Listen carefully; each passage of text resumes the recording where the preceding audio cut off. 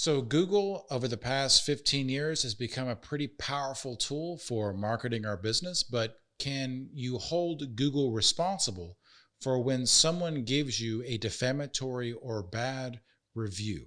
We're going to talk about that in today's video. Stick around.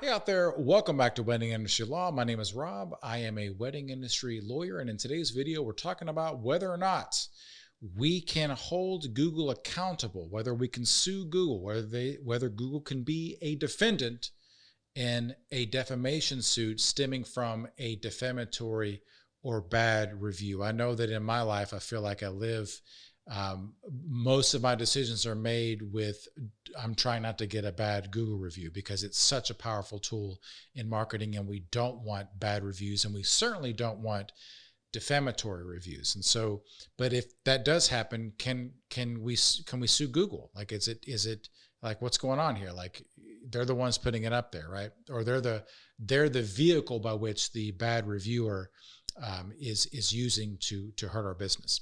So just really quickly as an aside before we get into the answer, and that is there's definitely a difference between defamation and a bad review, a defamation and simply disparagement, okay? Defamation is a legal term of art. It is a cause of action. It's the basis of a lawsuit.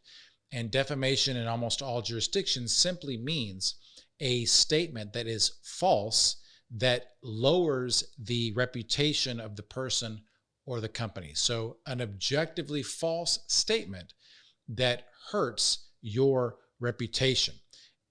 Just because something bad is said doesn't mean that it's defamation, because truth will always be a defense to defamation. You cannot have defamation if the statement is true. So that's what makes defamation cases in a lot of instances very difficult, because sometimes it's hard to understand whether or not the statement is something that is objectively true or false, and therefore defamatory.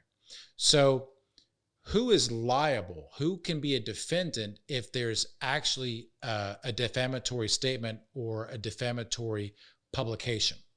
So typically any party, any person, any company that publishes a defamatory statement can be sued for defamation. So not just the person that says the bad thing, but anybody that repeats the bad thing typically can be a defendant in a defamation case. This was the case for, I don't know, hundreds of years since our country was founded, until 1996, when Congress passed the Communications Decency Act. And what the Communications Decency Act said was that if you are essentially an online purveyor of reviews or communications, you can't be held liable for someone else's defamation that gets posted on that online purveyor's webpage or site. Quote, no provider or user of an interactive computer service shall be treated as the publisher or speaker of any information provided by another information content provider. So that's language straight from the act.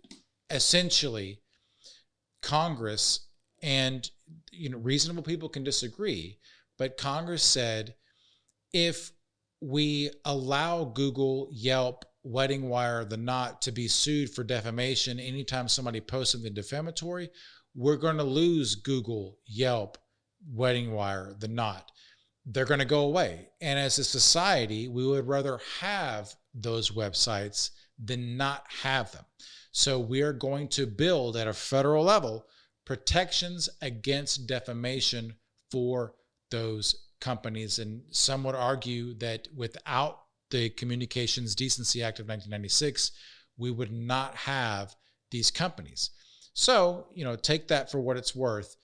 In short, you are unless there is very, very specific facts to the contrary, you are not going to be able to sue Google because of a defamatory review or the fact that they won't take that defamatory review down. That's just, the case law and the statutory law surrounding the 1996 Communications Decency Act is pretty strong, such that, again, unless you're a unicorn, you're not going to be able to do anything against Google for a defamatory review. So at the end of the day, if you do have a bad review, you do think it's defamatory, let Google know, report it. Sometimes, in the instances, in my anecdotal evidence, in the instances in which it's a competitor defaming you for the purposes of just, because they're a jerk competitor, Google can take those things down. You can report it.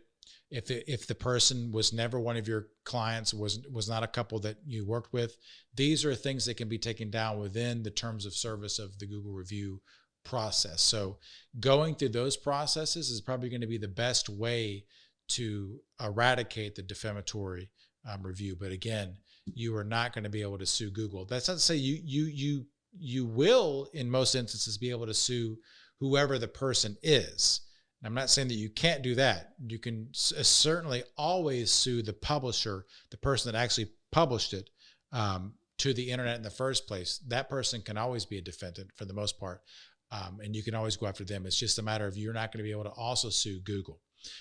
But anyway, I hope that you found this video informative. If you did, please be sure to like and subscribe. If you have any questions or any suggestions for comment for future videos, be sure to let me know. New videos drop every Monday. And with that, folks, we'll see you next time.